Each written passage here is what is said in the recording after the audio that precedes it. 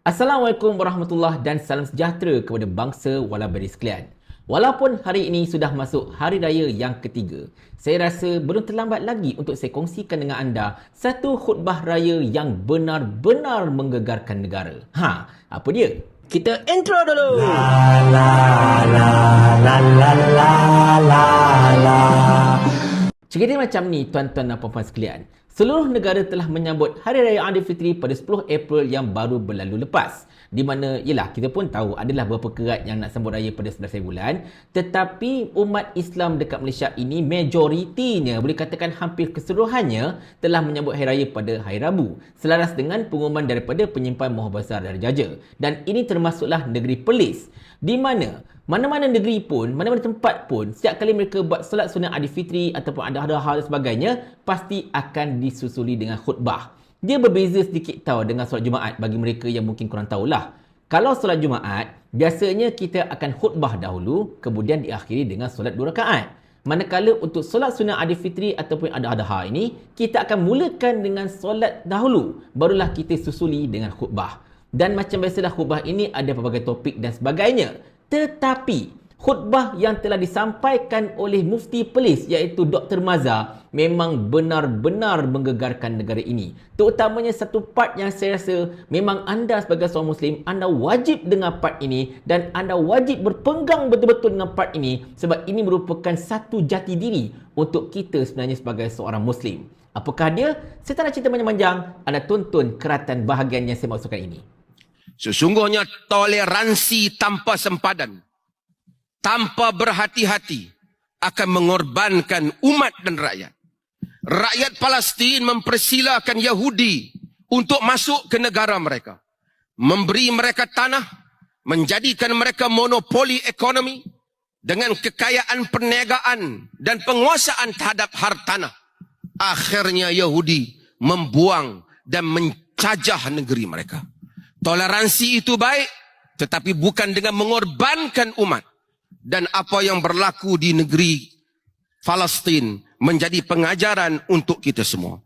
Juga mengajar kita bahawasanya kosa-kosa besar bukanlah tempat untuk orang Islam bergantung pada mereka. Lihat apa yang berlaku, entah berapa banyak piagam antara bangsa yang telah dilanggar oleh Yahudi. Tidak pun kosa-kosa besar membantah dan menggerakkan bala tentera mereka. Hanya rakyat Yaman yang mengambil tindakan menghalang perjalanan kapal-kapal di laut. Terus gerakan antarabangsa kosa-kosa besar bergerak untuk menghadapi Yaman. Tetapi mereka langsung tidak melakukan apa-apa untuk rakyat negara Palestin. Allahu Akbar, walillahil hamd. Ia mengingatkan apa yang Nabi SAW beritahu kita. Man mata walam yaghzu walam yuhaddith bihi nafsahu mata ala syu'batin min nifaq. Sesiapa yang mati tidak berperang dan tidak berniat di dalam dirinya untuk berperang, ia mati di atas nifaq. Sebelum saya nak ulas berkenaan dengan khutbah itu, tuan-tuan dan sekalian, saya kena membuat satu pernyataan dekat sini. Saya ialah seorang yang memang tak suka nak melabelkan orang itu Wahabi ke, orang ini ahli bida'ah ke, apa-apa ke, saya tak suka. Sebab bagi saya, benda-benda nak labelkan orang itu Wahabi ke, orang itu ahli bida'ah ke, orang itu ahli kubur ke, orang itu memang jenis apa itu syadid melampau ke apa-apa ke, ini semua akan merugikan umat. Sebab kita kena terima hakikat. Di antara para ulama ini, ada pelbagai aliran dan sebagainya. Mazhab pun ada 4 yang besar. Jadinya kita kena menghormati perbezaan antara satu sama lain. Saya pun ambil ilmu daripada pelbagai ustaz, daripada pelbagai aliran. Macam contohnya Ustaz Azhar Idrus, ataupun Habib Ali dekat bahagian Asy'ariyah, ataupun Dr. Mazhar sendiri, ataupun Dr. Zakir Naik di bahagian yang dikatakan salaf inilah. Dan salaf ini yang biasa orang kata macam Wahabi dan sebagainya. Tetapi macam saya katakan, saya memang tak suka nak label orang itu, label orang ini sebagainya. Sebab bagi saya setiap bahagian ini, dia ada satu pemahaman yang nak kata berbeza, taklah berbeza. Cumanya mungkin mereka ini mengambil pendekatan yang agak berlainan bila berhadapan dengan satu isu dan sebagainya. Dan tugas kita sebagai umat ialah untuk mencari titik tengah untuk memastikan umat ini benar-benar mantap. Saya harap anda faham ya, sebab ada yang kata saya ini suka melabel orang tu Wahabi dan sebagainya. Tak, saya bukan seorang yang macam tu. Balik pada khutbah kita, tuan-tuan dan puan-puan sekalian. Dr. Mazhar pada bahagian yang saya keratkan ini telah memulakan perkataan beliau, khutbah beliau ini dengan kata-kata toleransi yang tidak bersempadan akan menyebabkan kita kehilangan kita punya hak dan sebagainya. Dan beliau telah mengambil contoh apa yang telah berlaku dekat Palestin sana, di mana pada peringkat awalnya penduduk asal tanah Palestin ini telah membawa masuk ataupun telah menerima orang-orang Yahudi yang meminta untuk mendapatkan perlindungan dekat negara tersebut, dan mereka berasimilasi, mereka berikan hak dan sebagainya, berikan tanah untuk dikerjakan. Lama-lama tolak ansur ini menyaksikan orang-orang Palestin ini ditolak secara beransur-ansur. Dan secara asasnya tuan-tuan sekalian, saya tidak dapat tidak hendak kaitkan dengan apa yang berlaku dekat negara kita ini. Saya tak kata orang-orang bukan Islam ini perangai macam Yahudi Zionis itu. Tidak. Bukan. Tidak sama sekali. Sebab saya yakin orang-orang bukan Islam, orang-orang kafir dekat negara kita ini merupakan mereka yang benar-benar ingin hidup aman dan harmoni. Mereka cuma mahu cari makan dan sebagainya. Tetapi ada sebilangan kecil, terutamanya orang-orang yang berkait dengan politik ataupun yang ada kepentingan, mereka inilah yang bersikap seolah-olahnya hendak mengenyahkan apa saja hak yang terdapat pada orang Islam dekat negara kita ini. Saya tak nak sebutkan nama. Siapa-siapa yang anda namakan itu tanggungjawab anda sendiri, itu anda sendiri tanggung. Jadinya tuan-tuan sekalian, apa yang telah disebutkan oleh Dr. Mazhar ini sebenarnya merupakan satu rentetan dari peristiwa-peristiwa yang telah berlaku ke atas umat Islam, termasuklah dalam negara kita ini. Sebab macam mana kita tahu Dr. Mazhar pun sejak akhir-akhir ini sangat-sangat lantang mengkritik benda-benda yang orang kata apa, menghina Islam, menghina Allah dan sebagainya, dan juga mengkritik sikap orang kita sendiri yang terlampau hendak bertoleransi. Kita nak cakap lebih-lebih sikit, oh tak boleh, kena toleransi. Kita nak hentam lebih-lebih sikit pun, oh tak boleh, kita kena hormat menghormati, kita kena fahami hak mereka dan macam-macam lagi. Dan itulah kata Dr. Mazhar, toleransi yang tidak bersempadan inilah yang akan menyebabkan kita ini kehilangan hak kita sedikit demi sedikit. Dan benda itu telah pun berlaku dekat bumi Gaza sana. Dan kita takut. Seandainya kalau benda itu kita, orang kata apa, abaikan saja, ataupun kita buat tak gerti ke, ataupun kita bermudah-mudah dengan apa yang berlaku dekat negara kita pada ketika ini, lama-lama kita juga, na'udzubillah, boleh menerima nasib yang sama seperti mana rakan-rakan kita dekat Palestin sana. Jadi saya yakin itulah antara intipati khutbah Dr. Mazhar sebenarnya. Selain daripada nak ceritakan tentang isu Palestin, beliau juga secara asasnya saya faham akan cuba mengaitkan dengan apa yang berlaku dekat negara kita ini. Having said that, bukanlah kita ini nak orang kata apa orang bukan Islam ini tak ada hak langsung sebagainya. Tidak.